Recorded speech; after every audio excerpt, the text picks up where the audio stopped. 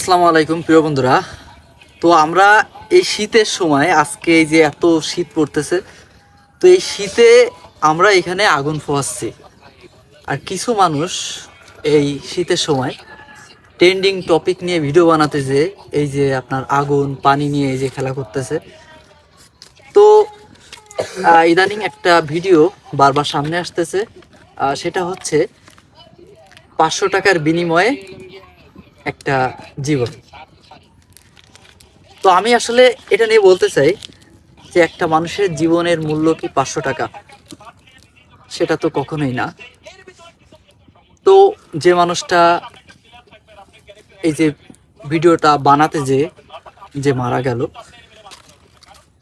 তো যে যারাই করেছে এই কাজটা, তো যে মানুষটা এই কাজটা করেছে, যে আসলে 101টা ডুবের বিনিময়ে 500 টাকা আর কি, টাকার লোভে আর কি, হয়তো সেটা হতে পারে দারিদ্রতার জন্য, হয়তো তার পেটে ক্ষুধা ছিল বা তার টাকার দরকার ছিল, বা সে একজন দেখা যাচ্ছে গরিব মানুষ, অসহায় মানুষ, বা যে কেউ টাকার জন্য অনেকে অনেক নিচে নামতে পারে, বা যে বাজি ধরেছে, আমার মনে হয় এটা ভাবা উচিত ছিল তার। কারণ এই ইদানিং যে পরিমাণ শীত পড়তেছে, হয়তো তাপমাত্রা সর্বনিম্ন বলা যায় এটা। কারণ এই বছর এত ঠান্ডা আমি দেখিনি। তবে এটা থেকে বিরত থাকা উচিত, কারণ একজন মানুষের জীবনের মূল্য 500 টাকা কখনোই না।